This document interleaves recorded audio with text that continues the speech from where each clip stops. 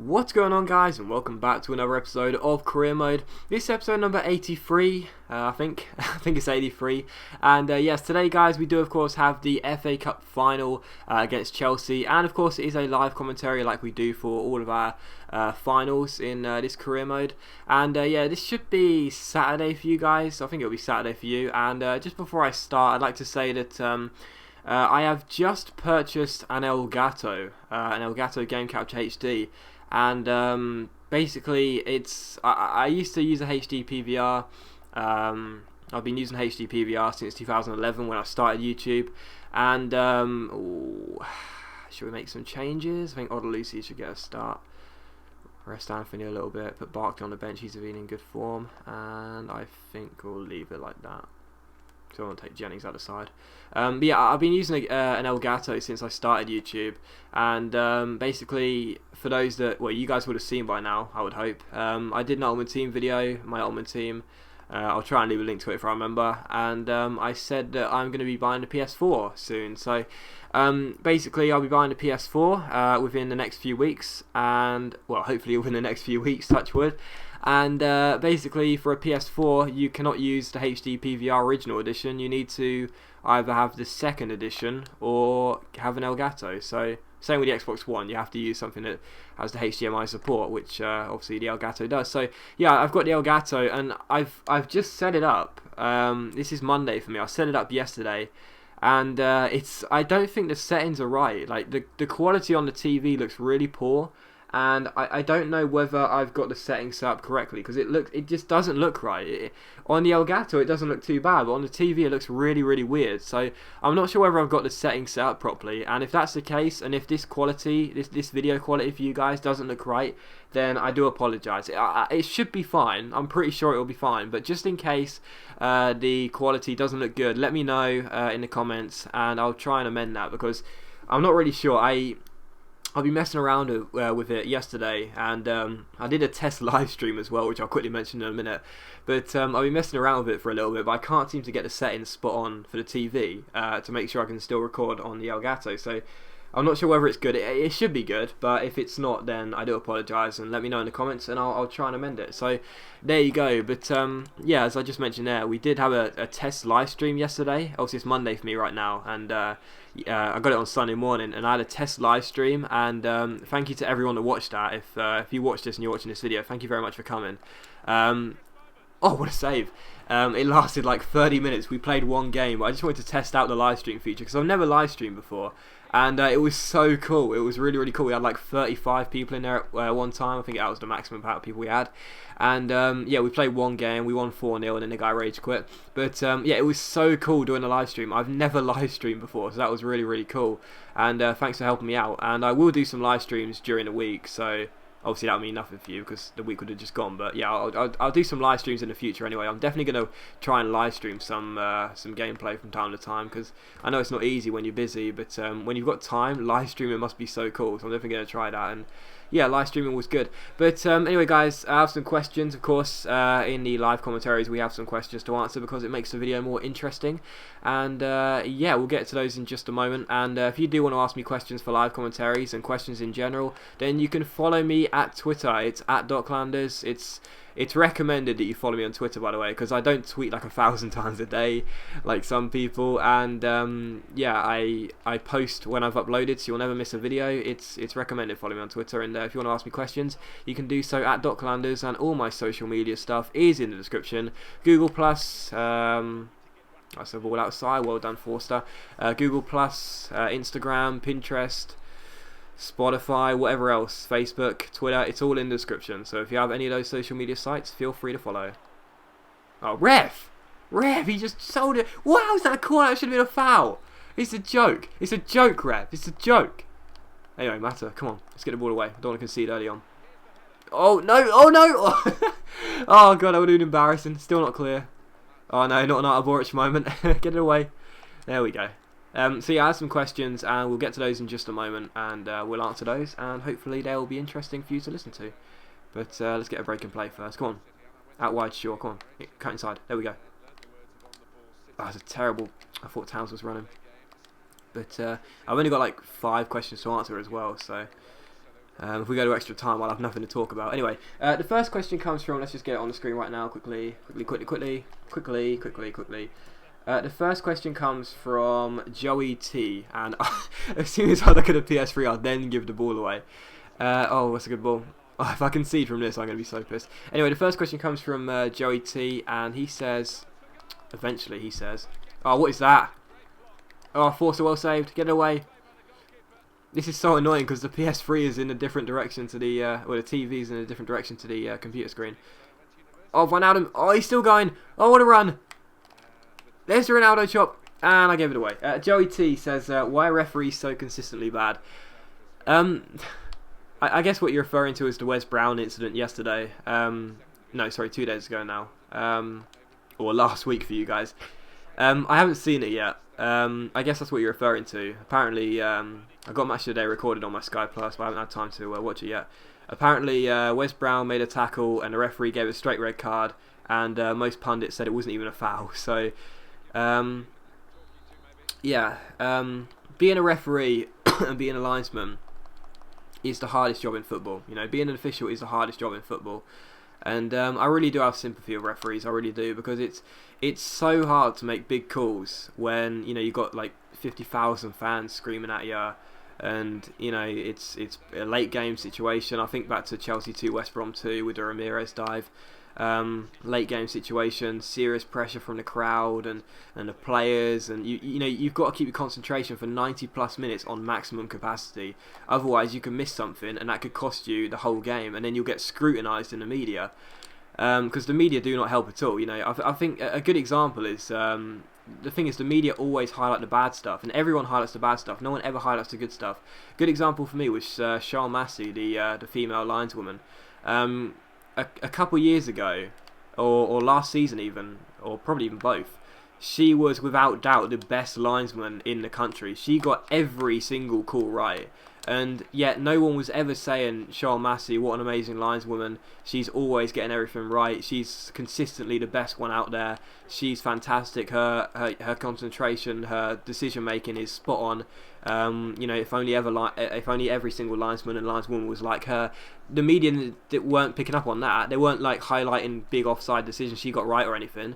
They were highlighting the fact a few years ago, Richard Keys and Andy Gray made sexist comments about her every single time, and it's like, this is just typical the media in this country. You know, we never highlight anything good, you know, and therefore the referees always get completely scrutinised. And yes, you know, referees do get a lot of decisions wrong, and, you know, sometimes it is unacceptable, but at the end of the day, it's such a hard decision, you know, and they never get congratulated when they get a single thing right. And a lot of people would say, well, why should they? It's just their job. But it's not about that. It's about the fact that this is 1-0, and it's also about the fact that you know, it's such a hard job, and you should be, you know, congratulated. And the media just don't do that, and, you know, it's a frustration. You know, I don't get me wrong, I think some decisions are so ridiculous, it's really frustrating. I mean, you know, Chelsea 2, West Brom 2, a great example, obviously, when Ramirez won the penalty when it was a clear dive.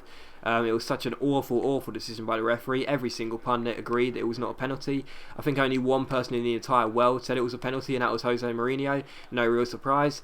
And, you know, the referee got scrutinised, and even I at the time was absolutely furious. I was saying, this is ridiculous, unacceptable. You know, I wasn't saying the game should be replayed or whatever, but I was sitting there saying that goal shouldn't be given. That should not count. That's ridiculous, because I was angry because I don't like Chelsea. But that should have been 1-1. What a miss. But, you know, at the end of the day, I think it was Mike Riley who made that decision. I can't remember, but let's just say it was Mike Riley. Think about all the decisions he does get right and he doesn't get praised for, you know, and therefore it's I feel sorry for the referees and linesmen. I really do, because they never get highlighted for the good stuff. It's only ever a bad incident, which, okay, you know, could be considered fair, but oh, what a chance! It's 2-on-1. I can't mess this up here. Oh my god. This is why I should sweat the ball. You know, I just don't like scoring sweat goals. I really should sweat it more. Oh, great save. Oh, it's off the post. Oh, God. How have I not scored this? Go on, Wijnaldum, you got one. Oh, that's just wide. So yeah, that answers that, I think. The next question comes from Ryan. And Ryan says, do you think that being a good person is pointless? Those who aren't seem to do just fine, but everyone still tries to be good. The reason people try to be nice or try to be good is because it's more favourable, and therefore being a good person is not pointless. I mean, I'm not going to say I'm like the most ethically perfect person in the world. Oh, just wide. But if you asked 99 people out of 100 what they think of me, they wouldn't have a bad word to say about me. But then again, where's it got me in my life? Do you know what I mean? Being nice doesn't get you anywhere in life. Being ruthless and being mean gets you places in life. And yes, okay, some nice people do get far. I do know that. Quite a lot of people do. But it's you're more likely to be successful and to achieve life satisfaction if you are mean. That's because you're ruthless. That's because you're selfish. And that's because you are able to think of you primarily more than other people. So when you're a nice person or a good person, and you're selfless. That's a great challenge. It becomes harder for you to get life satisfaction. Oh, that's just wide. So it's not pointless. It just puts you at a disadvantage because you do get respect. A lot of people would say that my best assets in being a person is my kind heart, if you will, my kind heart, or my selflessness, or my kind, caring kind of personality. But it doesn't get me anywhere in life. It never has, and it probably never will. So it's not pointless. It's just it puts you at a disadvantage. It's a free header. What a terrible piece of marking. Jeez, that was a lovely cross, but what a terrible piece of marking. So being a good person is not pointless because you get respect and you get self-respect, but it puts you at a huge disadvantage. So it's up to you what you want to choose. If you want to be mean and ruthless, then you're statistically more likely to get somewhere in life, but you'll be less respected by people. So it depends on what's more important to you. What's more important to me is just being nice and making sure that everyone's happy. I wouldn't say that's pointless. I'd just say it does put me at a disadvantage. It's frustrating that that's the case, but that's life nowadays. You've got to accept it. Oh, that's a great challenge. So yeah, hopefully that explains that. I've only got like 5 questions to choose between, by the way. I only favoured like 5 of the 20 I had. I wasn't. Oh, that's a great ball. Yes, more than well played. Oh, come on. I'm trying to pass the ball out all the time, but sometimes it just never works, What am I doing that for? Why did I do that? Why not just boot the ball instead of trying to find the left back? Oh, Smalling with a crucial interception. And that should do it for half time. Come on. There we go. Next question comes from Samuel. And he says, why are decent fullbacks so hard to come across in modern football and unsung fullbacks like Azpilicueta not getting noticed? I would say the reason to that is because most managers nowadays are more interested in what a fullback can do offensively than defensively. Most managers tend to play this formation where the fullbacks are more naturally pushed up, and getting involved with the attack, and therefore defensively solid fullbacks that know how to. This is going to be 2-1. What am I doing? Why am I doing that? That's stupid skill, Vodolusi. What a waste of time. Oh, I'm so stupid. It's the fact that managers nowadays are more interested in how a fullback can do offensively than defensively. You look at players like Kyle Walker, or I think Kyle Walker's a great example. Really, he's not really a defensively. Oh Jesus, too easy. He's not defensively, the most sound right back in the league. But offensively, he creates a lot of chances and he does bomb forward a lot. And obviously, Andre Villas-Boas thinks that's very, very necessary in his fullbacks. And that's fine. But that's the point nowadays. Modern football is becoming more about how you can utilise the wing, and obviously fullbacks going up and attacking is more important than fullbacks that can defend. And it's kind of frustrating because, in my opinion, a fullback's job is just like a centre-back's job, and that is to defend and stop the ball from going into the back of the net as well as possible. And basically, if young fullbacks nowadays, they need to be offensively sound, because otherwise they're not going to get noticed. No one's going to notice a right back or a left back that sits back and defends, because they're part of a unit and not individually impressing. Whereas a fullback that goes forward is individually impressing, if that makes sense, because they're getting assists and possibly goals. So hopefully that explains your question. I think that's what I'd say anyway. Obviously, it depends on the manager and it depends on the type of fullback. But nowadays it seems like most managers are far more interested in what fullbacks can do offensively, and that's why it's so hard to come across really good fullbacks nowadays, because they're always pushed too far forward, and trying to play as a second winger when sometimes you just need to accept the fact you've got to sit back. Next question comes from Tom or Renzi HD, and he says, well, I'll get to it in just a minute, but he says he gave me a question. Let's just say that to begin with. He says anyway, as I'm on the wing, what are the most important things you have learned, such as saying or ways of doing something? Most important things I've learned. The most important things I've learned have probably been just that self-respect is without doubt the most important thing you can have in life. I think that's the most important thing I've learned. I'm not a smart person, so if your question was more education based, I can't really help you there. I'm not a smart person, so I haven't really learned anything there. But as for like life lessons, if you will, I would say that self-respect is probably the most important thing for I don't know, I wouldn't say life satisfaction because I'm not satisfied with life, but what I'd say is self-respect is the most important thing for your own kind of analysis on who you are as a person. You know, you have to have self-respect, and I'd say that's the most important thing I've learned. I really do, because, you know, I don't know really. I mean, I can't really answer that question because I have the answer I want to say. I have a couple of good answers to that question, but I don't want to spend the whole of the game talking about it, and if I did, then I'm sure people would say, oh God, you're so negative, and stuff like that. So, yeah, I can't really answer that question, but I'd just say something positive, like, you know, try and self-respect yourself or something. I don't know what the question was, to be honest. I don't know. I can't really answer that question without sounding negative, so I'm just going to leave it at self-respect is very important. Get out. Oh, that's a terrible lunge. Why am I lunging? Why am I lunging there? Oh, I tried a second man press and I forgot it's just a container. The shot comes in, it's wide. The next question comes from my favourite Filipino girl in the world, and that is May. And the Mrs. May says to me, she says, why do British use stones as a method of indicating how much you weigh? Because it's so much easier. It's so much easier. I hate the whole, you know, kilograms and... Oh, great save, 4-star. Keep it away. Yeah, I just think it's so much easier, you know. I'm one of those people that don't know how to convert and measure in universal, you know, conversions or whatever you call it. Like that's a great finish. I don't know how, like, if someone was to say they weighed like 90 pounds, I'd have no idea how much that is in stone. You know, I know it's like, I think it's like 12 or 13 pounds for a stone, but I'd still struggle to find that out because I don't know, I'm not very good at maths, or, you know, kilograms. I wouldn't know what I'm doing. Same with distances, you know, if someone says, you know, for miles away, or centimetres and metres, I know what I'm talking about, but for like kilometres and that, I don't know what they're talking about. I can't measure that, you know. Oh, what a save. I'm only about that stones and metres and centimetres and miles kind of hype. Yeah, I just find it so much easier. Oh God, Sirigu's on fire right now, even though we've scored 3 goals against him.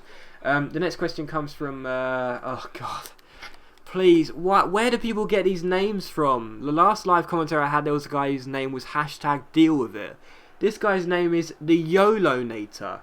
The YOLO-nator, change your name. Jesus Christ. He says, why is it people are saying Man United are having a shit season when we are on an unbeaten, Why is it people are saying Man United are having a shit season when we are on a 10-game unbeaten streak? Because the YOLO-nator, it's because people want Manchester United to fail. Because they've always been such a successful club, and people are so desperate for them to fail. And people are desperate for Moyes to fail as well. You know, David Moyes, like... as far as I'm aware, no one really had a problem with David Moyes until he took the Man United job. Now everyone seems to hate him, you know, it's ridiculous. I mean, I've always respected Moyes as a manager. I thought, you know, what he's done with Everton has been really good. You know, a club with very limited resources. What he's done with a club to consistently get them into the top half of the table, always. And, you know, have that game against, I think it was Valencia, when they were like just a few minutes away from Champions League football. In the group stages, you know, he's done a great job. You know, FA Cup final as well, I think as well. He's done yeah, they have been to the FA Cup final. He's done a really good job, Moyes, and it seems like ever since he took the United job, now everyone seems to hate him. But people are saying that United are having a bad season to begin with because they just want them to fail. You know, no, Lewandowski scores. It's 3-3. I've thrown away a 2-goal lead. It's because, you know, people want them to fail, and I'm a neutral, you know. People think I'm biased towards Manchester United as well, and they think I'm biased against Arsenal and against Liverpool, and that's just stupid. I'm not biased against Arsenal or Liverpool at all. If you heard what I said in FIFA 13 in one of my live commentaries then, when everyone was saying that Arsenal were going to fail, I was constantly saying that Arsenal will be perfectly fine. They're not going to fail, they'll be perfectly fine. And, oh, Redmond! Oh, what a goal!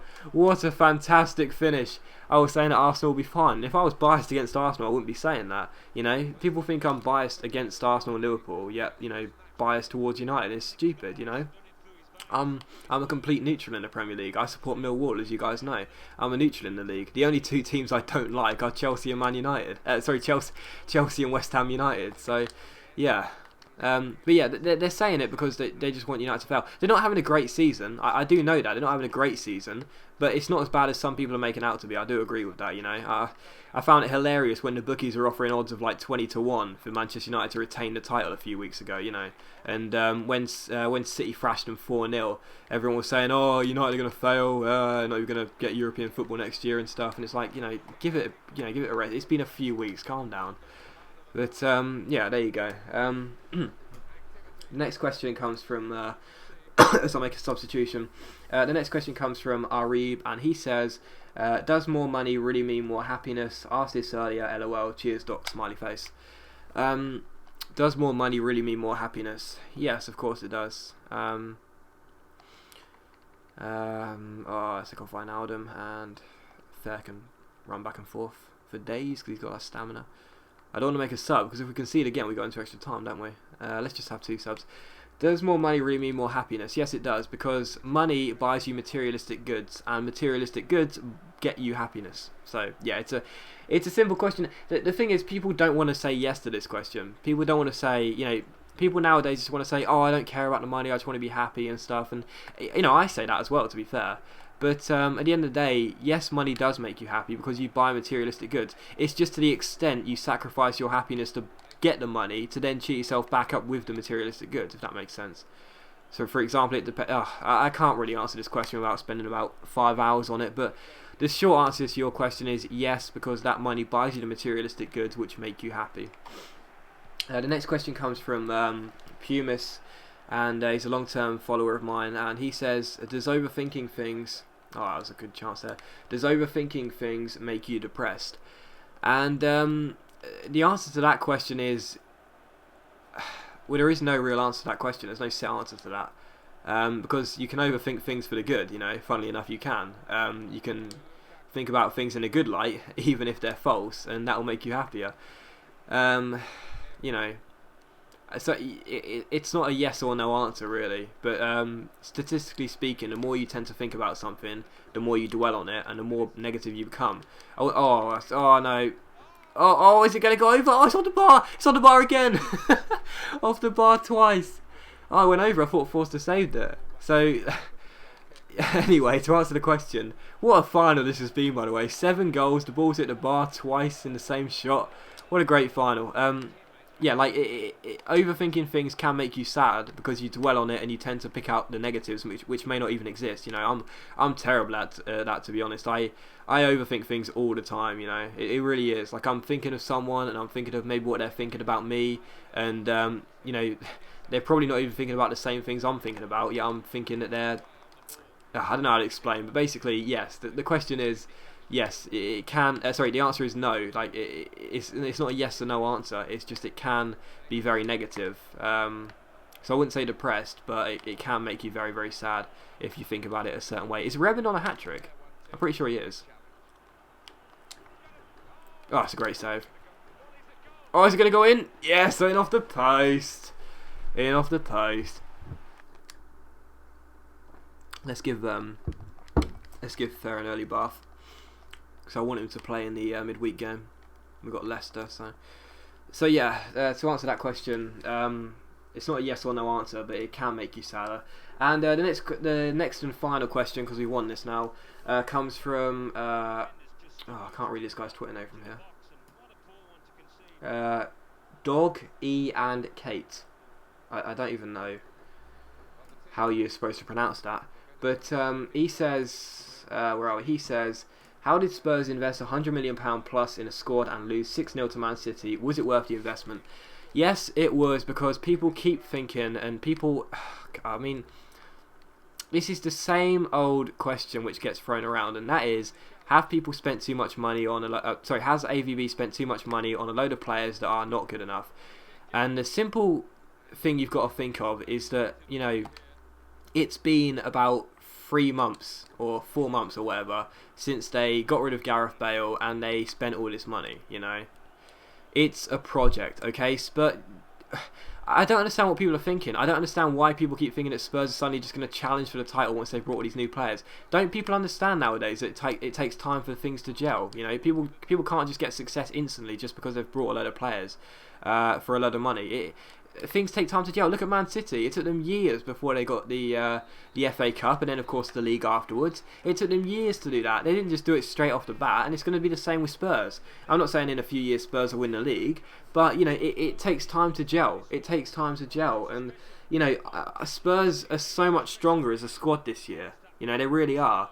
But it's just, it takes time for those players to gel, you know. Think about it. If you rounded up if you were playing 5-a-side and you rounded up 5 people from the bus stop that, you know, maybe good footballers, but they don't know each other, they're not going to play as well as a group of 5 people that have known each other for years. Do you know what I mean? It takes time to gel, basically. So a lot of people are taking the mick out of Spurs, and a lot of people are saying that they've spent so much money, it's been a complete waste of money. It's like, it takes time to gel, you know, you need to give it time. So, you know, it was worth the investment because they're better off now without Gareth Bale. You know, it's just because with Gareth Bale, you know, he wouldn't have had the same form as he had last year because he wouldn't want to be here. So you know, it was a necessary sale, and with the money, I think AVB's. I don't agree with some purchases. I don't believe Lamela was worth 30 million, and you know, I still can't believe they got rid of Corker for 8 million. What a stupid sale that is. Because I mean, as people know, I'm a big fan of Corker, but yeah, at the end of the day, they'll be fine. People just need to wait and give it time to gel. As I said, I don't think they'll make the Champions League. I said that at the start of the season. I don't think they'll make the Champions League. I still think it'll be City, Chelsea, Arsenal and United. But, you know, it will take time to gel, and within a few years, they can compete for the Champions League, you know, and subsequently possibly a trophy as well. So, yeah, give it time to gel. Anyway, we won the FA Cup, and what a fantastic game. 5-3, 8 goals in overall, and a ton of shots. And we have won the FA Cup for the first time in this career mode. That is fantastic, so I'm really pleased with that. And of course, we are still going for the Champions League. It's going to be very, very difficult to get it, but we're still going for it. And yeah, I think we've got 2 games to go in the league, and it's Chelsea who we're trying to overtake, but we're level on goal difference. So yeah, that final episode will be up tomorrow, I would imagine, if I've got my dates right. The final episode of the season should be up tomorrow. And yeah, as always, guys, a big thank you for watching today's video. I really hope you have enjoyed it. Once again, my opinions on football should not be taken ultimately seriously because they're just opinions and not facts. So don't take them to heart. So I don't take them too seriously either. Don't take them to heart. And yeah, as per usual, thank you very much for watching today's video. Like I said as well, if I've had any problems with the video quality or audio quality or anything, please let me know, and I will try and sort it out, but hopefully it's been perfectly fine. And yeah, as always, thanks for watching. Leave a like if you enjoyed the video, and yeah, I'll see you for the next episode of Career Mode tomorrow.